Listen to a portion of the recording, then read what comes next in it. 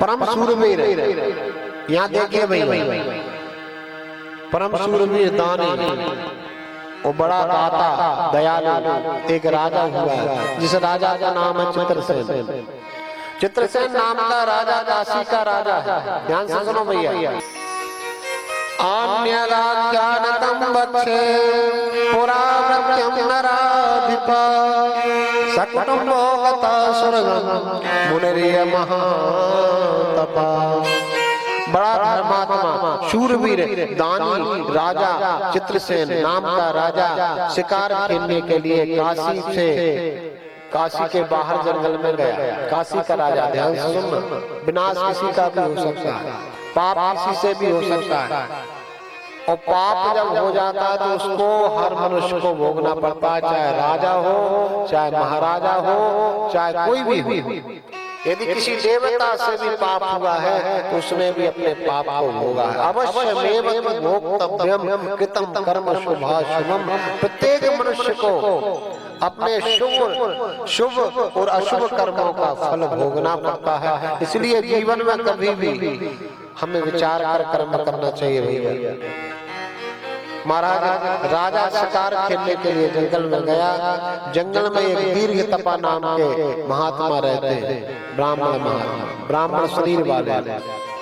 और ये महात्मा अपने परिवार के साथ में काशी के पास में एक वन में रहते हैं। 5 बेटा हैं इनके और पति पत्नी दोनों हैं। दीर्घ तपा नाम है। दीर्घ तपा नाम इसलिए पड़ा क्योंकि इन्हें बहुत तपस्या की थी, बहुत वर्षों तक, लंबे वर्षों तक तपस्या करते रहे। इसके कारण नाम पड़ा दीर्घ तपा। अधिक तपस्या होने के कारण नाम दीर्घ तपा पड़ा। और दीर्घ तपा ऋषि के 4 बेटों की विवाह हो गए थे। 4 बेटा, बहुत ही पिता माता के अनन्य भक्त थे। चारों के विवाह हो गए थे। एक बेटा कुंवारा था जिसका नाम था ऋक्षभृंग नाम का। शुश्रूषन्ति सदा तस्य पुत्रा पंच प्रयत्नता तस्य पुत्रा कनिष्मास्तु ऋक्षभृंगो महातपा। दीर्घ तपा ऋषि का जो छोटा बेटा था जिसका नाम था ऋक्षभृंग। ऋक्षभृंग नाम था, बड़ा तपस्वी था, बड़ा योगी था। कोई भी स्वरूप धारण कर लेता था। ध्यान से सुनिए, कोई भी स्वरूप धारण कर लेता था, कोई भी भेष धारण कर लेता था, किसी भी स्थान पे चला जाता था। इतना बड़ा योगी था। क्यों था कि इसने संकल्प लिया था कि आजीवन ब्रह्मचारी रह करके अपने माता पिता की भक्ति करूंगा, माता पिता की सेवा करूंगा, जीवन भर कुंवारा रहूंगा, ब्रह्मचारी रहूंगा। मेरे भाई, मैं आपसे निवेदन करूं, जैसे दीर्घ तपा के बेटा ऋक्षभृंग ने माता पिता की भक्ति की, माता पिता की भक्ति के द्वारा संपूर्ण योग को सिद्ध किया, अष्टांग योग साधना को सिद्ध किया। मैं आपसे निवेदन करूं, जीवन में कभी भी आप इतना ध्यान रखना, माता पिता यदि आपके जीवित हैं,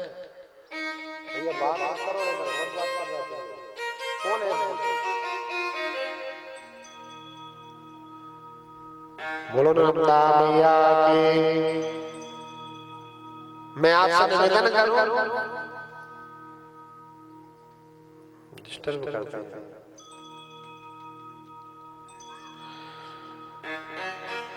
माता पिता से बड़ा संसार में कोई नहीं। मातृदेवो भव वेद का वाक्य है, मेरा वाक्य नहीं है। पितृदेवो भव गुरुदेवो भव। 3 प्रत्यक्ष देवता हैं पृथ्वी पे, माता पिता और गुरु। इसलिए माता पिता और गुरु के लिए हम सभी को माता पिता गुरु का सम्मान करना चाहिए, माता पिता गुरु की सेवा करना चाहिए। माता पिता गुरु को तीनों टाइम, हमें दोनों टाइम प्रणाम करना चाहिए। प्रणाम अवश्य, सेवा। माता पिता का अपमान करके आप भगवान की तो छोड़ो, आप भूत को भी प्रसन्न नहीं कर सकते। एक भूत भी प्रसन्न नहीं होगा कितनी माला जप लेना, भगवान तो बहुत दूर की बात। जो माता पिता की भक्ति करता है, माता पिता की परिक्रमा करता है, जिससे भारत की परिक्रमा का पुण्य चाहिए, यदि आप सब लोग बेटा बैठे, किसी न किसी के बेटा हो गए, यदि आपकी इच्छा है कि आपको भारत की विश्व की परिक्रमा का पूर्ण फल यदि आपको प्राप्त करना है, तो मैं आपसे निवेदन करूं, माता पिता को खड़ा कर लेना। वो माता पिता को खड़ा करके आप लोग एक परिक्रमा लगा के और माता पिता के अंगूठा धुला धोकर कर पी लेना। आपको आकाश और पृथ्वी की परिक्रमा का पूर्ण फल प्राप्त होगा, केवल माता और पिता की परिक्रमा करने से, आकाश और पृथ्वी की। अच्छा एक बात बताओ, आप सब इतने बेटा बैठे, कौन कौन बेटा अपने माता पिता के चरण दबाता है? इतने सारे बेटा बैठे, पीछे से लगा के आगे तक। आप सब में से किसने, कौन बेटा है जो माता पिता के चरण दबाता है? रो कोई नहीं दबाता है ना। धन्य है आप, धन्य है आपकी भक्ति, और धन्य है आप। जीवित देवता है माता पिता। एक मैं अच्छा प्रयोग बताता हूँ। जिनके जीवन में पैसा की बहुत कमी रहती है, बहुत ज्यादा कमी रहती है, दिन रात कमाते मरे जा रहे हैं परिश्रम कर करके, फिर भी पैसा पर्याप्त नहीं प्राप्त कर पाता, ऐसे व्यक्तियों के लिए माता पिता के चरणों से लक्ष्मी प्राप्ति का प्रयोग मैं आपको बता रहा हूँ, जो तांत्रिक प्रयोग है, तंत्र शास्त्र में मैंने पढ़ा था। यदि आपको पर्याप्त लक्ष्मीवान बनना है और अटूट धन प्राप्त करना है, तो केवल शाम के जब माता पिता सो जाए बिस्तर पे, वृद्ध माता पिता जब बिस्तर पर सो जाएं, तो केवल गायत्री मंत्र मन में बोलते हुए, और मन में बोलते हुए गायत्री मंत्र 5 मिनट केवल माता पिता के चरणों को दबा देना। आपकी 6 महीना के अंदर में यदि आपके पास पर्याप्त धन ना आ जाए तो कह देना, ये माता पिता की भक्ति का फल है। 5 मिनट, केवल 5 मिनट दबाना।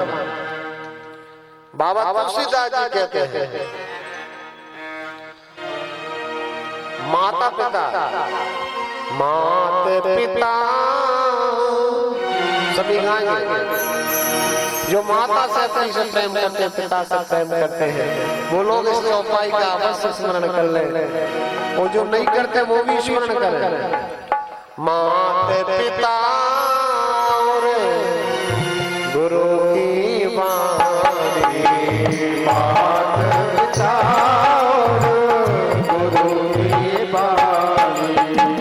अच्छे से बोलो। माता पिता गुरु प्रभु की वाणी, माता पिता गुरु की वाणी, माता पिता गुरु प्रभु की वाणी, बिना ही विद्या करे सुबदारी, बिना ही विद्या करे सुबदारी। माता पिता गुरु प्रभु की वाणी, इसमें विचार मार बनना कभी। हम लोग ज्यादा सियाने बन गए, ज्यादा बुद्धिमान बन गए, कोई भी बड़ा काम करते माता पिता से नहीं पूछते, आज्ञा नहीं लेते, बहुत गलत बात है प्यारे। यदि आपको आपके जीवन का मंगल करना है तो माता पिता के चरणों की भक्ति करो, तो 33 कोटि देवता प्रसन्न हो जाएंगे। 33 कोटि देवता, मां नंदा कृपा कर देंगे, सारा ब्रह्मांड कृपा कर देगा। और जिसपे माता पिता ने कृपा नहीं की, तो उस पे भैया देवता तो छोड़ो, भूत भी कृपा नहीं करता। प्रेम से बोलो, समझ रहे आप? मातृदेवो भव वेद कहता है, पितृदेवो भव गुरुदेवो भव। वो धिक्कार है ऐसी औलाद के लिए जो अपने माता पिता का अपमान तो करते हैं लेकिन सम्मान नहीं करते। यदि सम्मान नहीं कर सकते तो अपमान करने का अधिकार नहीं है। ऐसा ऋक्षभंज नाम का बेटा भगवान माता पिता का अनन्य भक्त, सारे दिन माता पिता की सेवा करता है। जितना समय मिलता है तो वन में किसी पक्षी पशु का रूप धारण करके भगवान का भजन करता है। एक दिन मृग बन के, मृग शरीर धारण करके ऋक्षभृंग नाम का महात्मा भगवान का भजन कर रहा था। काशी के राजा ने मृग जान करके उस ब्राह्मण को मृग के धोखे में अपना बाण मार दिया चित्रसेन नाम के राजा ने, और ऋक्षभृंग नाम का महात्मा मृत्यु को प्राप्त हो गया। हाय राम कह के, हाय राम कह के वो जब गिरा तो राजा के छक्के छूट गए, धनुष हाथ से छूट गया कि मैंने तो बाण मृग के मारा है, उसकी आवाज क्यों निकली। धनुष बाण फेंक कर राजा घोड़ा से नीचे उतर कर दौड़ के गया कि महातपस्वी महातेजस्वी त्रिपुंड को धारण किए हुए, रुद्राक्ष को धारण किए हुए, 12 अंगों में तिलक धारण किए हुए एक महान तपस्वी संत के गले में बाण प्रवेश कर गया। अरे राजा तुमने बहुत बुरा किया, बहुत बुरा किया। मैंने तुम्हारा क्या बिगाड़ा था, मैं तो मृग बन के भगवान का भजन कर रहा था, और मृग शरीर धारण करके मैं भजन कर रहा था। तेरे जैसे पापी ने मुझे मृग बन के भी भजन नहीं करने दिया। मैंने क्या बिगाड़ा था तेरा राजा। तुझे 11 ब्रह्मत्या प्राप्त होगी, 11 ब्रह्मत्याएं। एक नहीं, यदि मेरे प्राण निकलेंगे तो मेरे परिवार में एक भी सदस्य जीवित नहीं बचेगा। पूरे 11 सदस्य हैं, हम 11 के 11 मेरे वियोग में मरेंगे। वो 11 ब्रह्मत्याएं राजन तुझे प्राप्त होगी। राजा का मुकुट गिर गया, कांतिहीन हो गया। राजा ने कहा ब्राह्मण मुझे क्षमा करें, मृग के धोखे में मैंने आपका वध कर दिया, मृग के धोखे में मैंने आपका वध किया, मुझे क्षमा कर दो। तो कहा राजा ने मरते समय मैं तुमसे इतना कहना चाहता हूँ, कुछ करना चाहते हो तो मेरा ये मृत शरीर मेरे माता पिता के पास पहुंचा देना। मेरे पिता दीर्घ तपा ऋषि हैं, और जाकर के राजा चित्रसेन अंधे थे, दीर्घ तपा ऋषि के नेत्र ज्योति चली गई थी, पत्नी की भी नेत्र ज्योति चली गई थी, अंधे थे माता पिता। और राजा ने प्राण निकलने के बाद गए, दीर्घ तपा ऋषि के आश्रम में पहुंचे, शरीर को बाहर रख दिया, और शरीर को बाहर रख के मेरे भाइयों जब अंदर पहुंचे और ऋषि को प्रणाम किया, ऋषि स्वागत करने लगे तो राजा रोने लगा। नहीं ऋषिवर, मैं आपके स्वागत करने का योग्य नहीं हूँ, मैं आपका अपराधी हूँ। मैं मुझसे अनजाने में आपके बेटे की हत्या हो गई। आपके ऋक्षभृंग नाम के बेटे को मैंने मृग शरीर धारण करके भजन कर रहा था, मैंने बाण चला दिया, वो मृत्यु को प्राप्त हो गया। ऐसा कह के राजा दीर्घ तपा ऋषि के चरणों में गिर पड़े। पिता का हृदय क्रोध आ गया तो उन्होंने भी वही श्राप दिया कि 11 ब्रह्मत्याएं तुझे लगेगी। माता ने जैसे सुना, माता के प्राण निकल गए। दीर्घ तपा ऋषि रोते रोते, बड़े भाई ने सुना कि हमारा ऋक्षभृंग प्राणों से प्यारा छोटा भाई मारा गया, तो बड़े भाई के प्राण निकल गए। बड़े भाई के प्राण निकले तो उसकी पत्नी सती हो गई, मंझले के प्राण निकले तो मंझली बहू सती हो गई। इस प्रकार से चारों भाई चारों भाभियां और माता। अंत में दीर्घ तपा ऋषि रोते हुए बोले राजन, तूने हमारे हंसते खेलते ब्राह्मण परिवार को बर्बाद कर दिया। 11 ब्रह्मत्याएं तुझे लगेगी, अब तू इनका प्रायश्चित कैसे करेगा। एक ब्रह्मत्या 7 जन्म तक पीछा नहीं छोड़ती। काशी का राजा महाराज, मैं आपकी शरण में हूँ, मेरी मुक्ति का मार्ग मुझे बता दो। आप जो कहेंगे मैं करने के लिए तैयार हूँ, मेरी मुक्ति का मार्ग बता दो। तब दीर्घ तपा ऋषि ने कहा यदि तुम्हें मुक्ति प्राप्त करना है तो हे काशी नरेश चित्रसेन, जब मेरे प्राण निकल जाएं तो हम 11 की चिता जला देना। तो जब हमारी चिताएं ठंडी हो जाएं तो हमारी अस्थियों को एक गठरिया बना करके मां नर्मदा में, शिवपुत्री नर्मदा जो अमरकंटक से सागर पर्यंत बही है, शूलवेद तीर्थ में हमारी अस्थियों को विसर्जन कर देना तो हमारा मोक्ष हो जाएगा। जब हमारा मोक्ष होगा तो हे राजा, हम तुम्हें आशीर्वाद देके जाएंगे कि तुम हमारी ब्रह्मत्या के दोष से मुक्त हो जाओगे। इसलिए ऐसा करना। दीर्घ तपा ऋषि चाहते तो कह देते गंगा में डाल दो, लेकिन दीर्घ तपा जान रहे गंगा में डालने से हमारा उद्धार नहीं होगा। राजा चित्रसेन भैया 11 चिताओं को बनाया, और 11 चिताओं को बना करके वो जलाया भैया। विक्षेपम शरम तत्र तो यत्ते वहो मृगा तेषा मध्य तबै विद्धो वृक्षो महातपा। वृक्ष भृंग के कारण 11 ब्रह्महत्या हुई। और राजा ने जो है सबका चिता का दाह किया और दाह करके सबकी अस्थियों को मुड़ पे बांध करके भैया कहाँ उत्तर से और यहाँ नर्मदा जी के पूछते पूछते अनेक दिन अनेक महीना लग गए। तब जाकर शूलभेद की दुर्गम झाड़ियों में पहुंचा। किसी से पूछा कि भैया शूलभेद कहाँ है?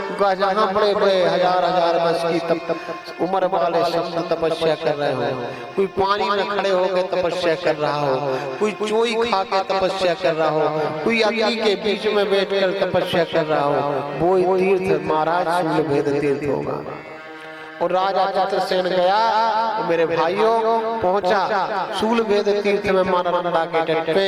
इसने आचमनी की, आचमन करके स्नान किए, स्नान करके संकल्प लिया कि हे मां नर्मदा, हे भगवान शंकर, मुझे 11 ब्रह्महत्या प्राप्त हुई है। मैं 11 ब्राह्मणों की अस्थि शूलभेद तीर्थ में विसर्जन कर रहा हूँ, उन सबका मोक्ष हो। ऐसा कह के जब छोड़ा वो ऊपर पहाड़ पे खड़े होकर मां नर्मदा के कुंड में जो अस्थियों को डाला तो 11 के 11 ब्राह्मण दिव्य रूप धारण करके आकाश में दिखाई दिए।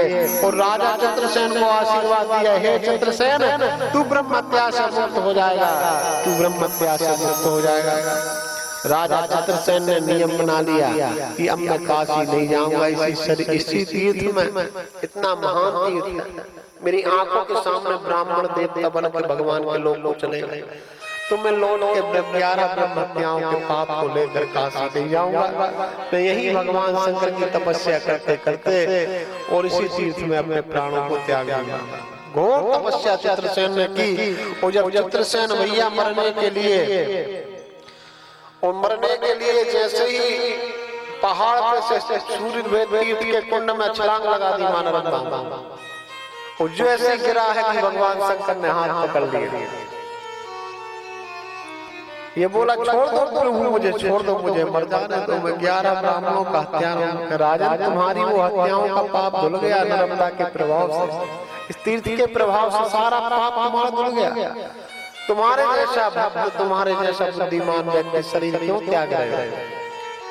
अंत में भैया भगवान शंकर हाथ पकड़े हैं, ये लटका हुआ पहाड़ पे, और भगवान बोले कि वरदान मांगो, तो ये कहता है वरदान एक ही दे दो, नाराज्यम कायमे देवो न पुत्रान च बांधवान भार्याम च कोशम च न गजास्त तुरंगम।